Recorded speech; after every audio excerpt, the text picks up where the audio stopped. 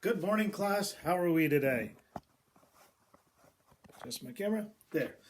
How are we today? I am trying to get and calculate stud length with you today. As you can see, it's Casual Friday. It's week one of being home alone, trying to make sure you get this information out. You guys really have to do me a favor. They're going to start taking attendance, and the only way to, I believe, is to take attendance is you have to either email me, send me a message either through Discord, or email me or text me, just so I know that you're watching these and touching base. Talking to everybody. I believe everybody now is at home. I think everybody is non-essential workers, and I'm sorry for that indication, and hopefully they'll be able to get you guys back to work soon for the ones that are working.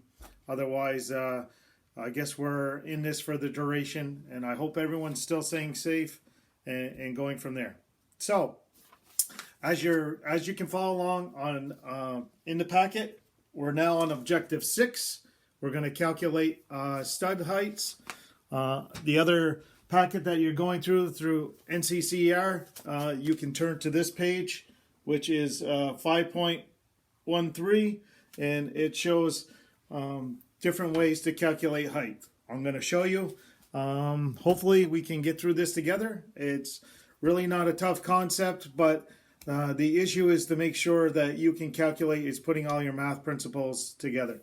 Now, yesterday, you should have finished this front page, finding the centers. The top one is 13 feet 5 3/4 of an inch. Hopefully you learned the lessons how to calculate. You could have used your calculations. I'd like to see a couple of you show your work on a couple of them rather than just punching in and calculating and dividing it by 2. That's a simple way. I just wanted you guys to think and make sure, for some reason, if you didn't have a calculator or anything on site, that you could do it. So, if you flip this page over, like I said, this is what we're going to be working on today. All right, I drew an illustration for us here. Basically, what we're trying to do is, this is your 2x10 floor joist. Obviously, the X on end, your band or rim joist. This is your double top plate, your top plate, and then your bottom plate. As you can see, I don't know, I'll flip this up here. This is a little different type of slab like it's on your paper. This is what we call the Alaskan slab, which we've talked about before. It's not a true frost wall that goes 4 feet deep. A lot of people use this, so it's like a floating slab. All these packets, I don't have subfloor or anything on this. I just want you to get the basic principle at first. Once we're through this, then we can start adding and creating this. I had a couple of calls from students not quite understanding everything about stud length, what I was actually looking for, and going from here. So, as you're looking at it on this, and I did not draw this in, but the finished floor product, and I'll quickly draw this in. Okay, from here to here says finished floor.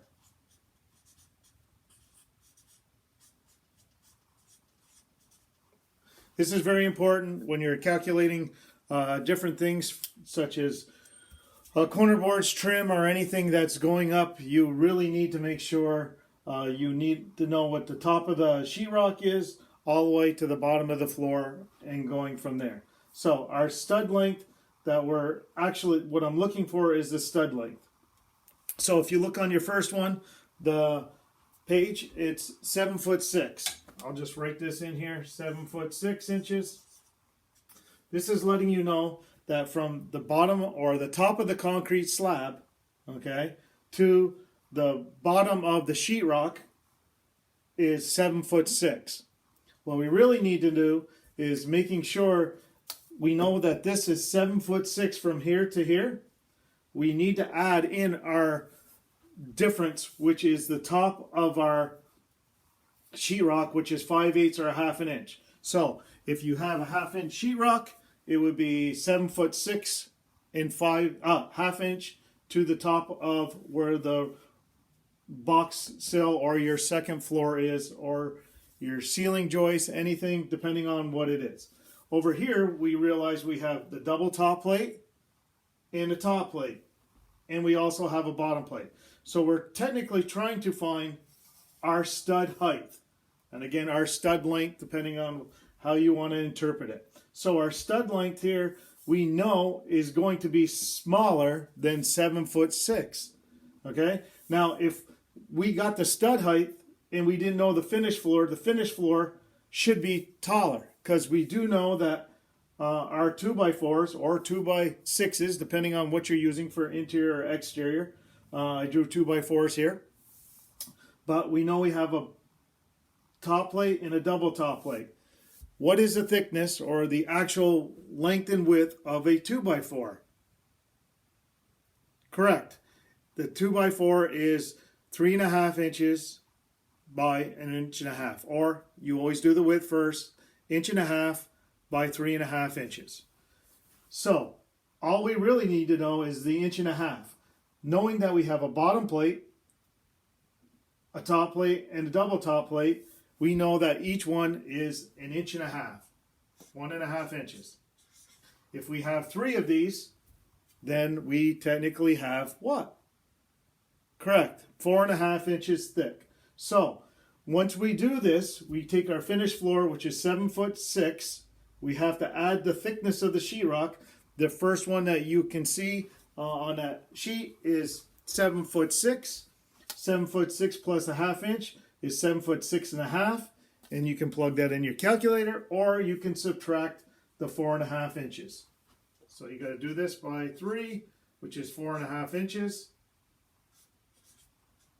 And then we can come over here and calculate, and we can take 7'6.5". Oh, right up here, 7'6.5" minus the 4.5 inches. That will determine your total length of your stud. Okay? So that's being number 1, and I'll let you calculate it rather than me giving you the answer. Okay? You have to show some work. Going to the next one, that one is on your right. You can see 7'9". Same principle. Just implement 7'9" instead of 7'6". That one again is 1/2 inch drywall. That's what DW means, drywall. Some places you'll see GYP. That means gypsum board. It isn't any different. The only difference is the interpretation of this. Okay? Other things that may occur that we don't think about after you calculate all these is to make sure that if this was a wood floor rather than a slab, you could have what they call finished floor. You would need to know if it's 5/8, 3/4, whatever you need to know for your hardwood floor that your product finishing. Could be carpet. You could be putting a subfloor and then carpeting on it. Why this is important? What do you think? Well, finished floors, think of stuff like stairs. Think of stuff going up the stairs. If you actually added 3/4 of an inch to the top and 3/4 of an inch to the bottom, that would be fine. But your first step per se would be 3/4 of an inch less, and your top step would be 3/4 of an inch more.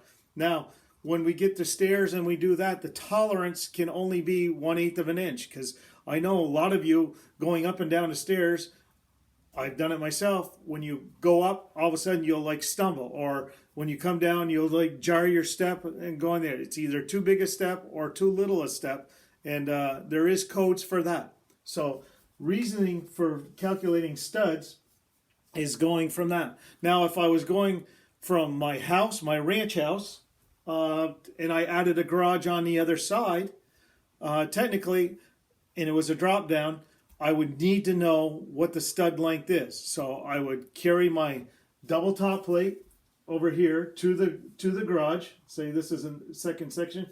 Carry it over to the garage and go all the way down to keep that same length. And I'd have a drop down over here. Once I would drop that down, all of a sudden I can measure. I could get my tape measure, go from the concrete stem wall and go all the way to the top and measure. Other ways you can apply this is you could take a pressure treated sill and then 2 more plates or 3 more plates, and then actually calculate what it would be to the top of the wall so it would be symmetrical coming across.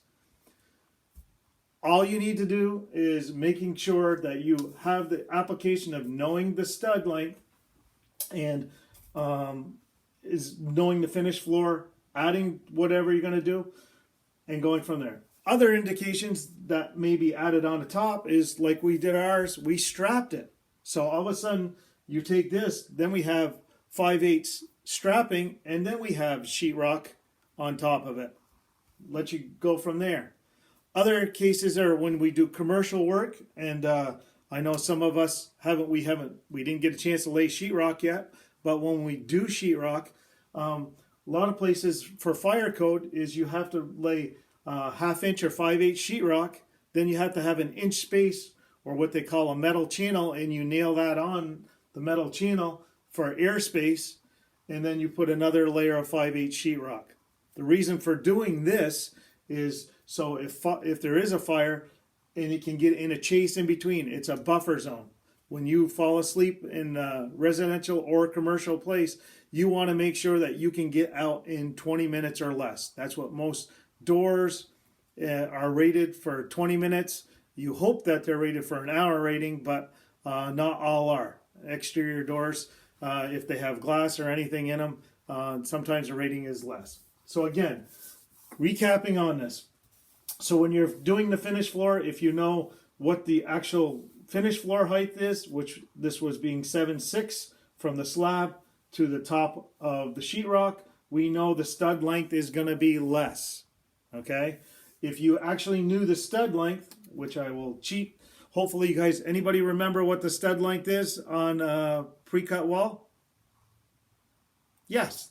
Good. 92 and 5/8. So if you had 92 and 5/8, which is on our house, okay, and you wanted to know what the ceiling height is, we can go from our subfloor. If we know our subfloor, we had 92 and 5/8, then we can add 1.5 inches here, add 1.5 inches, and add 1.5 inches here. So this we can add 4.5 inches plus 4.5 inches for our plates, but then we have to minus the sheetrock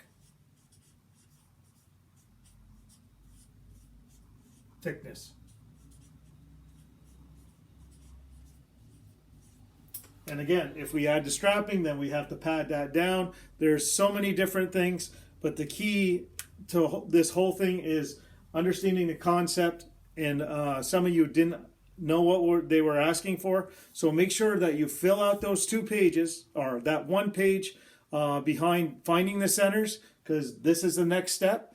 And then going into the last page here, make sure there's 4 pages like this that you literally go all the way through and calculate. And then just a review for the week, we can touch on the last one again is just touching up on components of the wall and submitting that.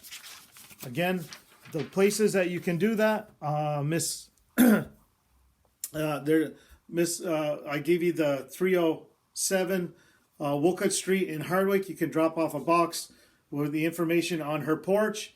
You can also drop off the stuff at GMTCC. As soon as you walk through the double doors on the left, there is a box that says drop-offs and pickups for construction. Please go there. I'm going to go up late Friday to pick everybody's up, and I'll do the grades. But again, please sign in, check in, let me know that you're getting this information. I will also call you at least twice a week just to make sure that you're up to date and going from there. All right, be safe, have a great weekend, and we'll see you on Monday.